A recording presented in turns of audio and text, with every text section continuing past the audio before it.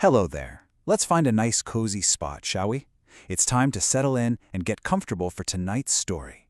We're going to travel very, very far away, deep into the quiet of space, to hear the story of a little boy named Leo and the Song of Silence. Far away from everything we know, on a space station that floated like a giant silver bubble, there lived a boy named Leo. From his big, round window, he would look out into the deep, dark blackness of space. A space filled with thousands and thousands of tiny, unmoving lights, just hanging there like scattered diamonds. The stars. Every single night, Leo would look out at this very same view. It was beautiful, yes, but it was always the same. Just a quiet, endless black blanket sprinkled with silent, shining dots. He let out a little sigh. And what Leo noticed more than anything else was the silence. It was a deep, heavy quiet that made the whole universe feel so big and so empty. Not a single whisper, not a single sound. But you should know, Leo wasn't all alone. Floating softly in his room was a small, kind robot. Its name was Echo. Echo looked a bit like a friendly little ghost, with large, silvery antennae that looked just like ears, always tilted, as if it were listening for a secret. You see, Echo's job was to be a cosmic sound collector, listening for the quietest whispers of the entire universe. Leo turned away from the window. "Echo," he said, his voice just a little whisper. "It's so quiet. It's just a bunch of sparkly dots." Echo turned its calm blue light toward Leo. Its voice was like a soft, humming tune. "Silent, Leo?" it asked, "but I am listening to the most beautiful concert in the universe." Leo was confused.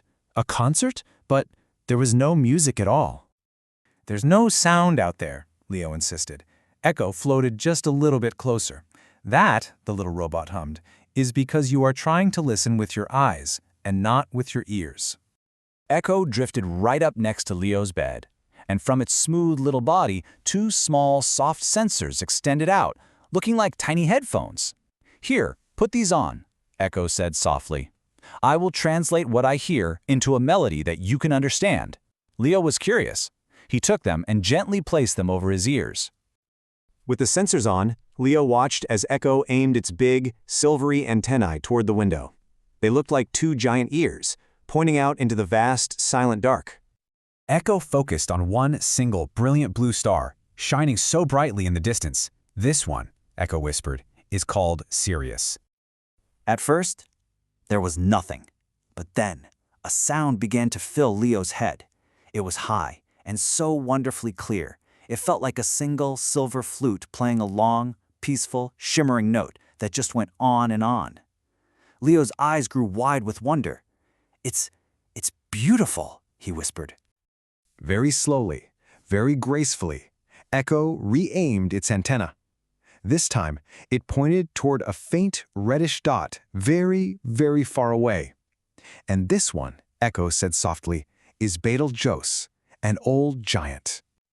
And just like that, the music changed. The high, clear flute sound faded away, and in its place came a deep, rich, and very slow sound. It was like a powerful but calm bass note, humming steadily and warmly through Leo's whole body.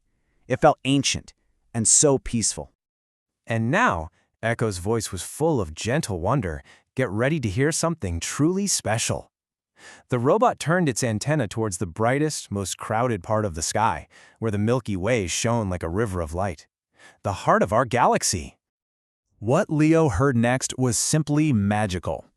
It wasn't just one sound. It was thousands. It was a shimmering, endless melody, like countless tiny glass bells, all ringing together in perfect, beautiful harmony. A sparkling symphony that filled his ears with light. Leo closed his eyes, just listening. "They're all different," he said, full of amazement. "Every single star has its own music." Echo hummed, agreeing. "Yes, the universe isn't silent, Leo. It's only quiet for those who don't know how to listen." Leo opened his eyes and looked out the window one more time. He didn't see silent dots anymore. He saw a magnificent concert hall filled with thousands and thousands of musical stars, each one singing its very own special song into the night. As Leo snuggled down into his bed, Echo gently pulled back the sensors, and the little robot began to play a soft, quiet mix of all the star songs it had gathered, a blend of high flute notes and deep hums and tiny sparkling bells. It was the universe's own special lullaby. As he drifted off to sleep, surrounded by the music of the cosmos, Leo felt so safe and warm. He finally understood. Sometimes the quietest things in the world hold the most beautiful songs inside. You just have to know how to listen. And as Leo drifted into a deep, peaceful sleep, the music of the stars played on, a soft lullaby for a little boy who had learned to listen with his heart. Sweet dreams.